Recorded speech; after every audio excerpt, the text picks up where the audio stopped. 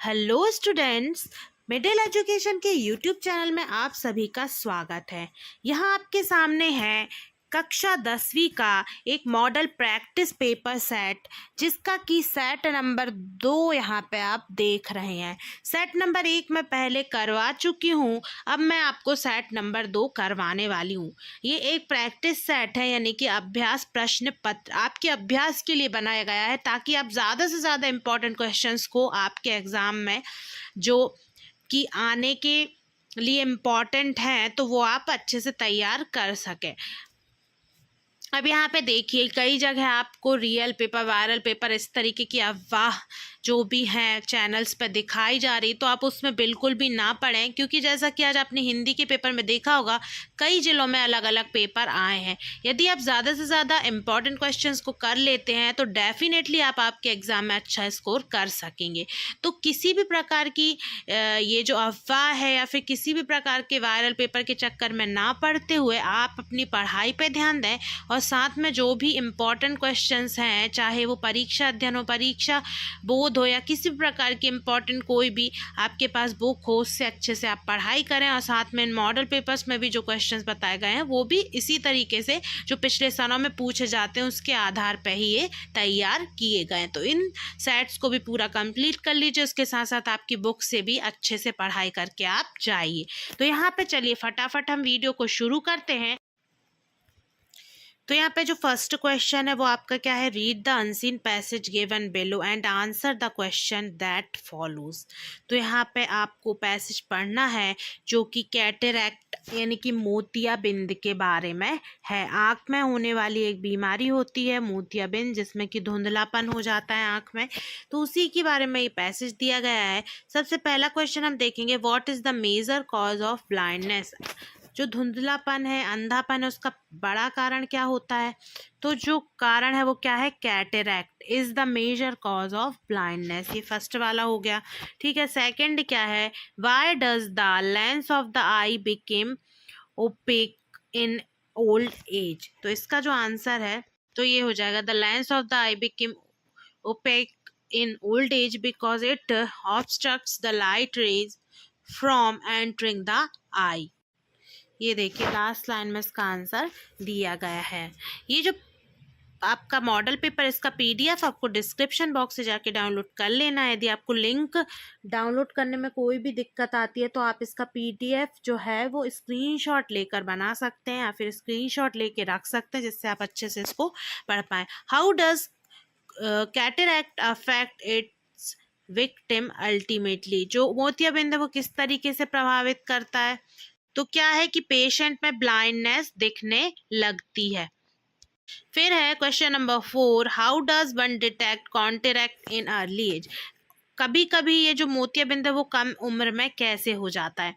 तो यहाँ पे देखेंगे कि यहाँ पे दिया हुआ है कि वैसे तो ये हमेशा कैसा होता है कि अधिक उम्र वाले लोगों को हो जाता है, लेकिन हमेशा क्या होता है अधिक उम्र वालों को, लेकिन sometimes children are born with cataract because heredity defect, eye injury, ये सब चीज़ें होने की वजह से कई बार, जैसे कि जन्म से ही कोई बीमारी है, हेरिडिटी है, वंशानुगत कोई भी चीज़ अंदर जीन्स चले आ रहे हैं उसकी वजह से, या फिर किसी भी तरीके की कोई ऐसी इंजरी हो आई इंजरीज में, तो उसकी वजह से यहाँ पे कैटरैक्ट उसको बचपन से ही हो सकता है। फिर उसके बाद है आपका क्वेश्चन नंबर यहाँ पे 5वां, give any 2 factors which are responsible for the formation of cataract. तो ऐसे कारण बताना थे जो कि इसके लिए जिम्मेदार है। तो पहला है smoking carries substances internally damaging the I. Smoking करने से जो होता है, यानी कि बीड़ी सिगरेट पीने से जो होता है वो आई डैमेज हो सकती है। और दूसरा हेरिडिटी, यानी कि जो वंशानुगत जो भी तरीके के गुण जो हैं वो एक पीढ़ी से दूसरी पीढ़ी में ट्रांसफ़र हो रहा है, उनकी वजह से भी ये किसी बच्चे में आ सकती है बीमारी। देखिए यहाँ पे इसका आंसर इस लाइन में हाँ दिया गया है। ठीक है, अब उसके बाद आगे बढ़ेंगे, हम देखेंगे आपका question number 2। Read the following passage carefully and answer the questions given below. आपको इंग्लिश में कुछ भी घबराने की या डरने की ज़रूरत नहीं है। इंग्लिश के सारे क्वेश्चन आंसर्स भी मैं आपको बहुत अच्छे से हिंदी में ट्रांसलेट करके समझाऊंगी, जिससे आपको इंग्लिश में कुछ भी कठिन नहीं लगेगा, एक एक शब्द बहुत ही आसान हो जाएगा। बस वीडियो में मेरे साथ बने रहिए और अच्छे से कल के पेपर की तैयारी करके आप मिडिल एजुकेशन के साथ करके और साथ में पेपर देने के लिए जाइए। यहाँ पे है Mary was blind at birth. तो एक मैरी नाम की लड़की के बारे में पैसेज दिया गया है जो कि बचपन से ही अंधी थी। तो यहाँ पे पूछा गया पहला question, one who can not see is called. जो कुछ नहीं देख सकता वो क्या कहलाता है? तो पहला हो जाएगा ब्लाइंड। क्या कहलाता है? अंधा कहलाता है। दूसरा है being able to see was, मतलब कि देखना जो था वो कैसा लगता था मैरी के लिए? तो मैरी के लिए ये जो था वो था फर्स्ट नंबर का option, something Mary was not happy with. इस पैसेज में देखिए दिया गया है कि मैरी जो थी वो अंधी थी। धीरे धीरे कोशिश की गई कि उसे ठीक किया जाए, लेकिन फिर उसको वो आँखों की जो रोशनी वापस आई तो उसको वो अच्छा नहीं लगा, क्योंकि उसने अपनी एक ज़िंदगी और दुनिया बना ली थी। उसी प्रकार से एक अंधेरे में ही उसको वैसे ही वो सारी चीज़ों की कल्पना करने लगी थी।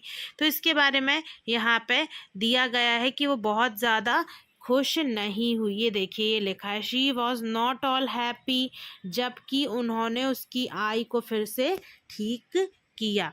उसके बाद फिर आगे पूछा गया है तीसरे नंबर का, according to the passage Mary's inability to see was.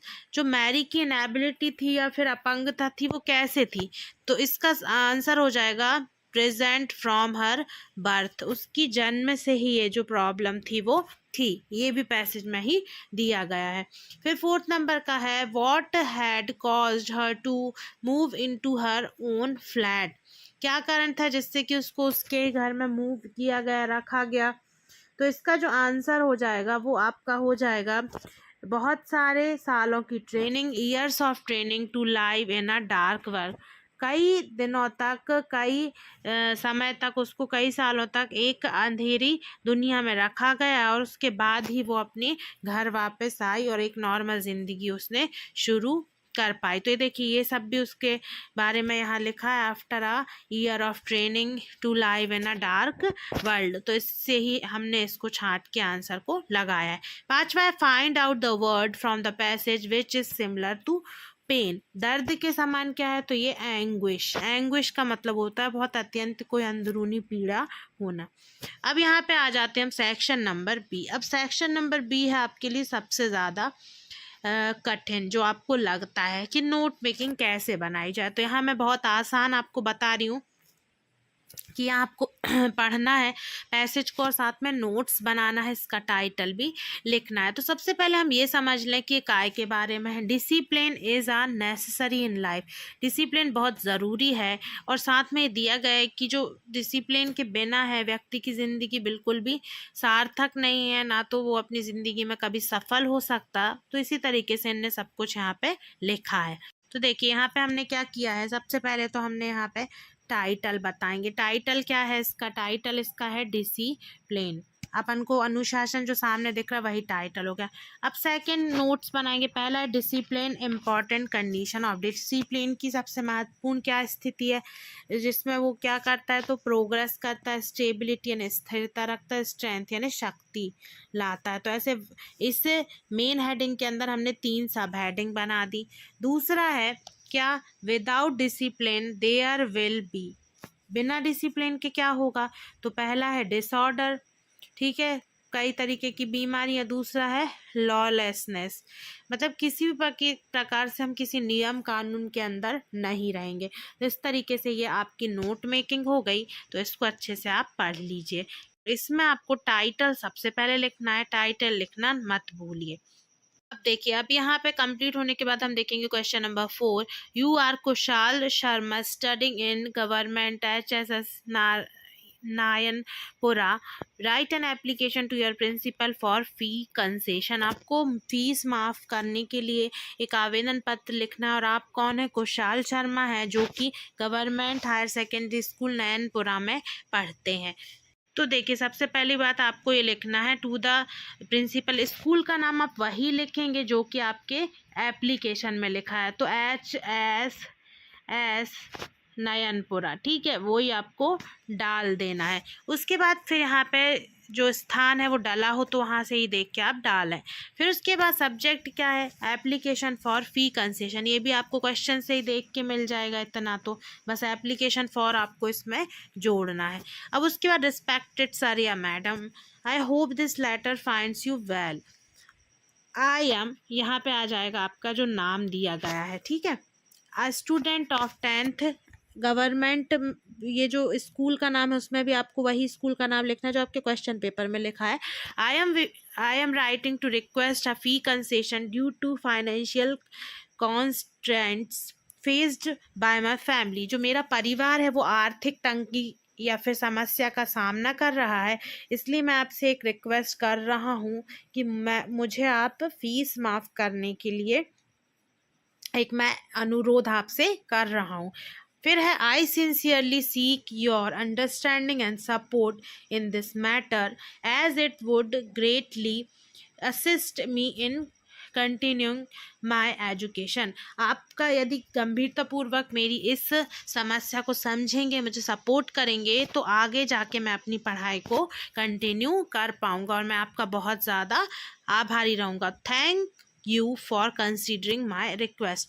यदि आप मेरी ये जो अनुरोध है, प्रार्थना है, उसको आप यहाँ पे किसी भी तरीके से कंसीडर करते हैं, स्वीकार करते हैं, तो मैं बहुत ज़्यादा इसके लिए आपका धन्यवाद करता हूँ। फिर योर सिंसियरली में आपको क्या लिखना है? अरुण शर्मा या जो भी नाम वहाँ दिया गया है क्वेश्चन में वो ही लिखना है। सिंसियरली की जगह आप फेथफुली भी लिख सकते हैं। अब उसके बाद है सेकेंड जो लेटर है, write a letter to your friend inviting him to your birthday party. आपको फ्रेंड को लिखना है एक लेटर बर्थडे पार्टी में बुलाने के लिए। तो ये देखिए, तो ऐसा है कि इसमें आप नाम वाम अपने हिसाब से ही डाल सकते हैं।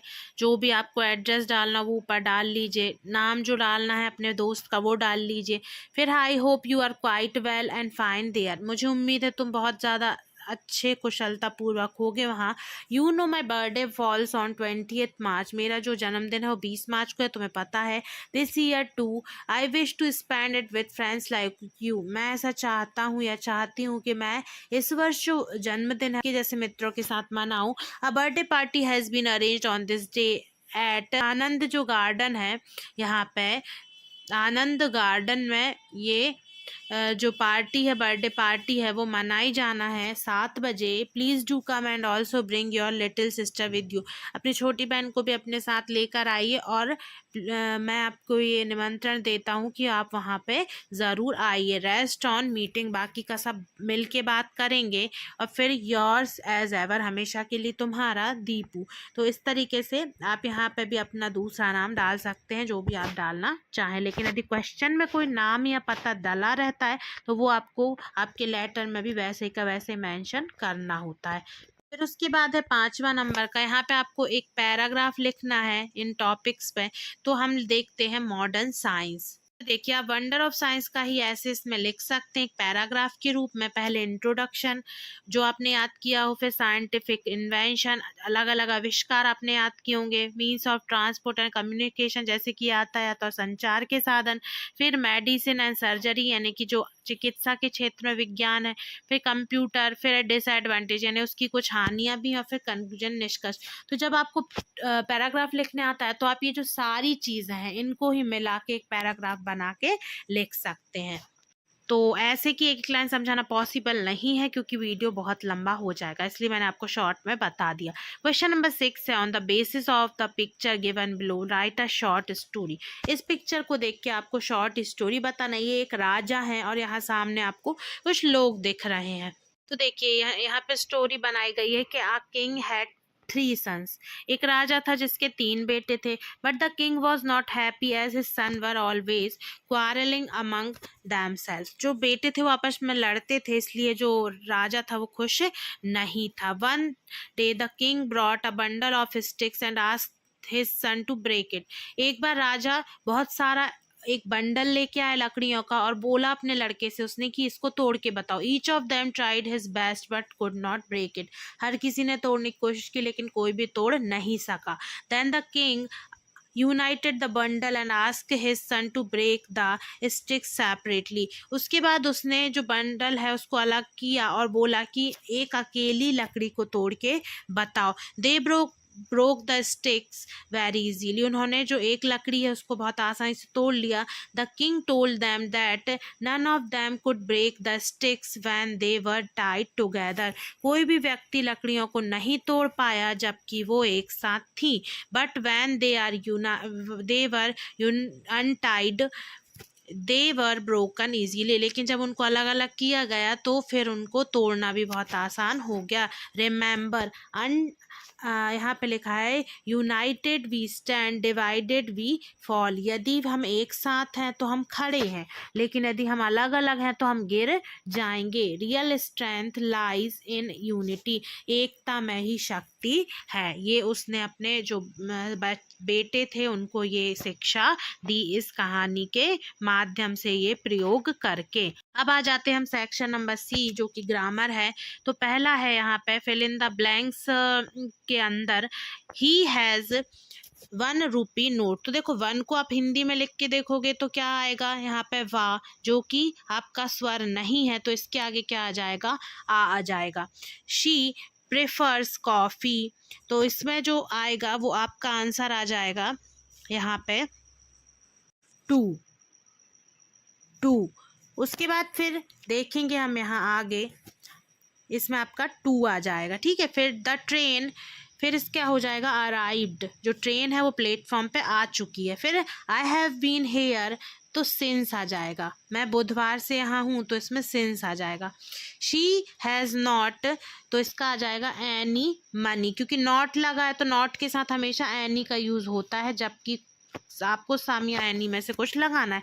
मैनी यहाँ पे नहीं आएगा क्योंकि वो यहाँ पे नॉट में यूज़ नहीं होता. अब उसके बाद आगे बढ़ेंगे, देखेंगे इसका 6th वाला we blank to serve our nation. तो इसमें ऑट आ जाएगा क्योंकि किसी प्रकार की कोई कर्तव्य की बात हो रही तो उसका ऑट यहाँ पे यूज़ होता है. तो इसमें बोला गया कि हमें अपने देश की सेवा करना चाहिए.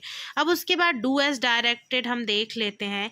डू एज डायरेक्टेड आपको कोई 5 करना है तो यहाँ मैं आपको सारे ही बता दे रही हूँ.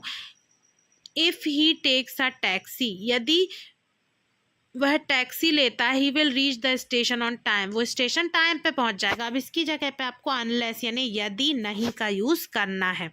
तो ये देखिए इसका क्या हो जाएगा, unless he takes a taxi he will not reach the station on time. तो वो यदि टैक्सी नहीं लेता, अनलेस का मतलब यदि नहीं, तो वो यदि टैक्सी नहीं लेता है तो वो टाइम पे स्टेशन नहीं पहुंचेगा. तो आपको विल के बाद भी दूसरे सेंटेंस में नॉट जोड़ देना है क्योंकि इफ की जगह अनलेस आ रहा है, ना पड़ता है. उसके बाद सेकंड है they make beautiful toys for children. उन्होंने जो है ब्यूटीफुल जो टॉय है वो चिल्ड्रन के लिए बना रहे थे. तो यहाँ पे पास्ट इंडेफिनेट, पास्ट इंडेफिनेट में वर्ब की सेकंड फॉर्म का यूज होता है. तो ये हो जाएगा they made beautiful toys for children. Make की जगह सीधा मेड हो जाएगा. उसके बाद है फिर थर्ड वाला, Harish is so tired that he can not walk any more. तो टू लगाना है तो यहाँ सो टायर्ड की जगह टू टायर्ड हो जाएगा और फिर टू लगेगा और उसके बाद सीधे बस एक वर्ब लिख दी जाएगी. ये देखिए जैसे यहाँ Harish is too tired to walk. फिर यहाँ पे क्या है, सानिया प्लेड टेनिस. इसको नेगेटिव बनाना है क्योंकि प्लेड ईडी लगा था तो यहाँ पे डिड नॉट हो जाएगा. सानिया डिड नॉट, फिर प्ले फर्स्ट फॉर्म में लिखा जाएगा टेनिस, तो Sania did not play tennis. फिर है he was painting a portrait. इसको आपको पैसिव वॉइस में बदलना है तो इसका हो जाएगा portrait was being painted by him. फिर उसके बाद है this man cheated me I trusted him. इसको आपको whom से कनेक्ट करना है यहाँ पे. तो इसका हो जाएगा this man whom I trusted cheated me। ऐसा व्यक्ति जिस पर मैंने भरोसा किया था उसने मुझे धोखा दिया। तो दिस मैन के बाद whom जुड़ जाएगा, आई ट्रस्टेड चीटेड मी। तो यहाँ पे दिस मैन के बाद आपका यहाँ पे whom जुड़ जाएगा, ठीक है। फिर चीटेड मी, आई ट्रस्टेड हिम, वैसे का वैसे ही रहेगा। है आपका section number D, literature section. इसमें आपको क्या करना है, 9th नंबर का क्वेश्चन है, choose the correct alternative to answer the following question. इन नीचे वालों का आपको आंसर देना है। Who has compose the ball poem. Ball poem जो थी वो किसने यहाँ पे लिखी थी, तो वो लिखी थी जॉन बैरीमैन, ये फर्स्ट वाला। सेकंड है the poem Amanda is compose bye, Amanda किसने लिखी थी, तो रॉबिन क्लीन ने, ठीक है। उसके बाद फिर है तीसरा, अकॉर्डिंग टू अमांडा फ्रीडम क्या थी, जो पोयम थी उसके हिसाब से स्वीट, जो फ्रीडम यानी स्वतंत्रता थी वो मधुर थी, मीठी थी। Which of these true about any, any के बारे में क्या सही था, शी वॉज आउट स्पोकन, वो बहुत ज़्यादा बातचीत करती थी, ठीक है। अब उसके बाद फिर यहाँ पे देखेंगे हम क्वेश्चन नंबर 10। क्वेश्चन नंबर 10 है, read the following extract from the prose and answer the question given below. ये यंग सीगल जो है हिज फर्स्ट फ्लाइट लेसन से आया गया है और ये आपको पूरा पढ़ लेना है, तो आप इसको आराम से पढ़ लीजिए। उसके बाद जो क्वेश्चन आंसर वो मैं बता दे रही हूँ। The word little me, little me का मतलब होता है स्मॉल। दूसरा है what happened when he ran to the brink of the ledge, जब वो दौड़ लगा के गया तो क्या हुआ, तो ही बिकेम अफ्रेड, वो डर गया, ठीक है। यंग सीगल की यहाँ बात हो रही। तीसरा है where did he sleep at night, वो कहाँ सोया, तो अंडर द लेज, वो एक चट्टान के नीचे सोया था। फिर उसके बाद आगे बढ़ेंगे और इसका बी नंबर का देखेंगे। यहाँ पे आपको द ट्री के बारे में कुछ लाइन्स यहाँ पे दी गई हैं। From which poem these line have been taken, तो ये जो ली गई द ट्रीज से ली गई हैं। उसके बाद the figure of the speech used the line the moon is broken like a mirror, ये क्या है, तो ये जो है वो यहाँ पे है सिमाइल, ठीक है। उसके बाद थर्ड वाला है अपोजिट ऑफ फॉरवर्ड, फॉरवर्ड का अपोजिट क्या है, तो फॉरवर्ड का अपोजिट यहाँ पे हो जाएगा बैकवर्ड, ठीक है। उसके बाद फिर आगे बढ़ेंगे और देखेंगे हम यहाँ पे क्वेश्चन आंसर। तो एक क्वेश्चन आंसर आपको सेकंड पार्ट में कंप्लीट करवा दिए जाएंगे। यहाँ पे आपका फर्स्ट पार्ट पूरा मैंने ऑलमोस्ट कंप्लीट करवा दिया, जिसमें आपका ABC सेक्शन ऑलमोस्ट हो चुके हैं। अब आपके सिर्फ क्वेश्चन आंसर बचे हैं। यहाँ पे जो क्वेश्चन आंसर्स हैं वो हम सेकंड वाले पार्ट में कवर कर लेंगे। वीडियो को ज़्यादा से ज़्यादा लाइक और शेयर करना मत भूलिए। मिलते हैं नेक्स्ट वीडियो में। Thanks for watching this video.